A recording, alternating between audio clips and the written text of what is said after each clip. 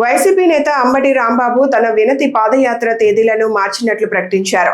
ముందుగా ఈ నెల 29వ తేదీన పాదయాత్ర నిర్వహిస్తానని ప్రకటించిన ఆయన ఇప్పుడు ఈ నెల 31 లేదా వచ్చే నెల 1న పాదయాత్ర చేపట్టనున్నట్లు తెలిపారు. తన ఇంటిపై దాడి చేసిన వారిని అరెస్టు చేయాలని డిమాండ్తో తన నివాసం నుంచి డీజీపీ కార్యాలయం వరకు ఈ వినతి పాదయాత్ర నిర్వహించనున్నట్లు వెల్లడించారు. రాష్ట్రంలోని ప్రజాస్వామ్యవాదులందరూ ఈ కార్యక్రమానికి మద్దతు ఇవ్వాలని కోరారు. ముఖ్యమంత్రి చంద్రబాబు, మంత్రి లోకేష్, కేంద్ర మంత్రి పెమ్మసాని చెప్పారని, పోలీసులు విధి నిర్వహణకు దూరంగా ఉండటం సమంజసం కాదని విమర్శించిన అంబటి ప్రాణాలు పోయినా వెనుకడుగు వేసే ప్రసక్తే లేదని స్పష్టం చేశారు. మరోవైపు ఎమ్మెల్సీ అప్పిరెడ్డి మాట్లాడుతూ అంబటి రాంబాబు చేపట్టనున్న వినతి పాదయాత్రకు వైసీపీ పూర్తి మద్దతు ఉంటుందని తెలిపారు. పెద్ద ఎత్తున పార్టీ కార్యకర్తలు పాదయాత్రలో పాల్గొంటారని చెప్పారు. జనవరి 31వ తారీఖున మా ఇంటి మీద అనూహ్యమైన, ఆశ్చర్యకరమైన, గతంలో ఎప్పుడు ఏ సందర్భంలోనూ రాజకీయాల్లో జరగనటువంటి ఒక పెద్ద దాడి జరిగింది.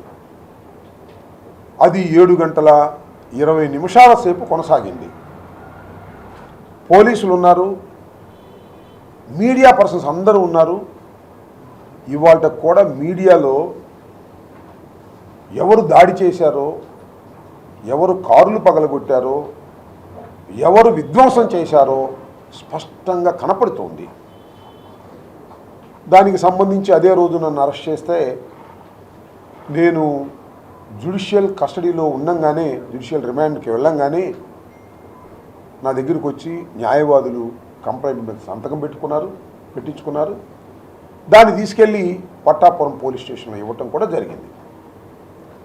దాని మీద సరైనటువంటి యాక్షన్, సిగ్నిఫికెంట్ యాక్షన్ని ఇంతవరకు ఈ ప్రభుత్వం, ఈ పోలీసు యంత్రాంగం తీసుకోలేదు.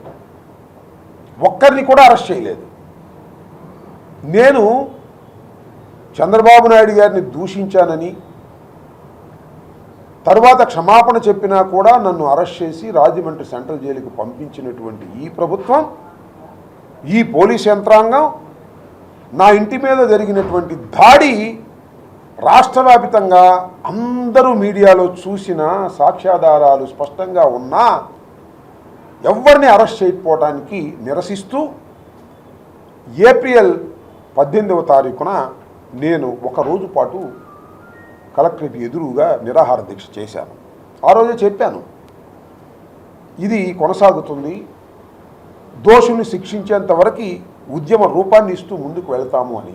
వినతి పాదయాత్ర, ఒక వినతి పత్రాన్ని తయారు చేసుకుని వెళ్ళి, అయ్యా మీరు ఇంతవరకు ఏమీ అరెస్టులు చేయలేదు, దాని మీద నేను ఇన్వెస్టిగేషన్ అథారిటీని కూడా మార్చమని ఇంతకుముందు ఎస్పీ గారికి, డీజీపీ గారికి ఇవ్వటం జరిగింది.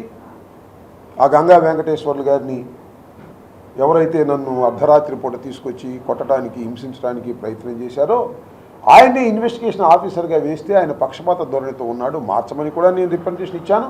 అంబటి రాంబాబు గారు చేపట్టినటువంటి వినతి పాదయాత్రకి ఈ రాష్ట్రంలో ప్రజాస్వామ్యం కావాలని కోరుకునే ప్రతి ఒక్కరూ, వారితో పాటుగా వైఎస్ఆర్ కాంగ్రెస్ పార్టీ శ్రేణులందరూ కూడా పెద్ద ఎత్తున ఈ పాదయాత్రలో పాల్గొనాలని మేమందరం కూడా ఇవాళ పిలుపునిస్తా ఉన్నాం. ఎందుకంటే పాదయాత్ర చేపడటానికి సంబంధించి కూడా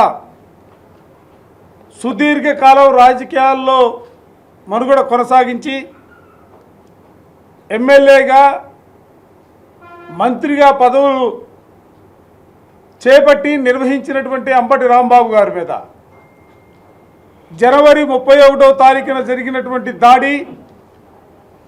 దాడి తరువాత దాడి చేసినటువంటి వ్యక్తులు బయట ఉంటే దాడికి గురైనటువంటి అంబటి రాంబాబు రాజమండ్రి సెంట్రల్ జైలుకి తీసుకెళ్ళినటువంటి పరిస్థితులు.